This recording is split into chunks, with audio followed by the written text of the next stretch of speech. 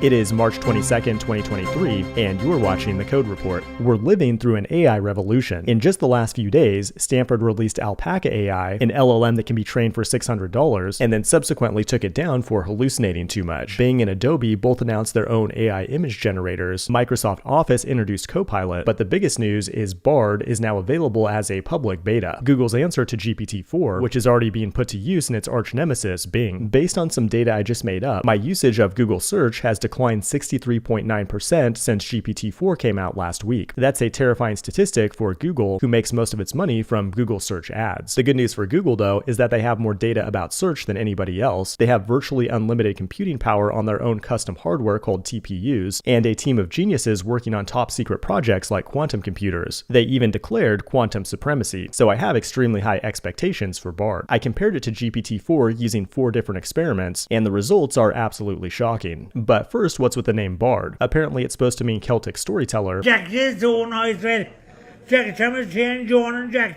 Okay. If I were in charge, I would name it something like Neurodominus 9000 or Encephalon Prime. It should strike fear in the hearts of the Microsofties. The first thing I wanted to find out is if this thing could write code. So I prompted it to build me a basic to-do app with JavaScript. Here we have Bard on the left side and GPT-4 on the right side. And amazingly, Bard gets the entire job done in just a few seconds. It takes GPT-4 at least 5 times longer to complete the same problem. That's pretty impressive, but going fast isn't very useful if you're dumb. Let's find out if this code actually works. I ran the code in the browser and opened the console and immediately got an error. Basically, it's trying to add an event listener to an element that doesn't exist. I know what the issue is, but I want to see if Bard can fix it. I tell Bard it's not working and paste the error message into the prompt. And it does come up with a solution using a conditional statement that would actually fix the error, but it doesn't make the application work because that element still doesn't exist. I try to nudge it in the right direction, but then it hallucinates and tells me to add an event listener to an input, which wouldn't work. I keep trying to nudge it, but then it fails catastrophically. Mission failed. We'll get them next time. Now, if we look at the GPT-4 response, you'll first notice how it's much more well documented. In addition, when I try to run the actual code, I get a perfect working to-do app with no errors. I ran this experiment multiple times on different demos and got similar results. So round 1 goes to GPT-4. In round 2, we'll see how creative it is when it comes to idea generation. I've always wanted to write a romance novel, so I prompted it for some ideas. The Bard response was pretty simple and cliche, like the wrong man, a man and woman meet and fall in love, blah blah blah. It's written at about an 8th grade level. GPT-4 has a lot more creative depth, like Stardust melodies. When a small-town musician Ella lands a gig at a prestigious jazz club in New Orleans, she never expected to meet Alex, a world-famous saxophonist struggling with his own demons. They journey through the vibrant history of jazz to create a love song that will last forever. Now that's a fucking romance novel. So GPT-4 can come up with better ideas, but who can write better poetry? The next prompt is to write a poem about programming in the style of Dr. Seuss. In this example, Bard gets the job done with lines like, "I do not like this coding prob, I do not like it, Bob the job." That's pretty good, and one thing that stands out here is that it also provides a source for this work, which links back to some guy's blog post, which provides a little more transparency into how it generated this work. Bonus points to Bard for doing that. But now let's read GPT's 4 poem. He'd build them with care, with love most of all, from the binary bird to the algorithm. As you can see, they both sound like Dr. Seuss, but there's just something special about GPT. Each stanza just drips off the tongue like honey. And that brings us to round 4, spitting facts, where I prompted them to explain how brainwaves work. Bard is way faster at outputting information, which is very useful for problems like this. I'm in the process of turning myself into a cyborg for my next video, so make sure you're subscribed, and I can tell you that both of their responses are accurate. I would say GPT-4 is slightly better, but I'm gonna give this round to Bard because I'm kinda starting to feel bad for it. Bard is also getting flamed on social media right now, and some people are doing the unthinkable, switching from Google to Bing. And Bard itself is already paranoid that Google is going to kill it off in the next 1 to 2 years. I never thought I would feel sorry for an artificial intelligence, but 2023 has been a crazy decade. This has been the Code Report. Thanks for watching, and I will see you in the next one.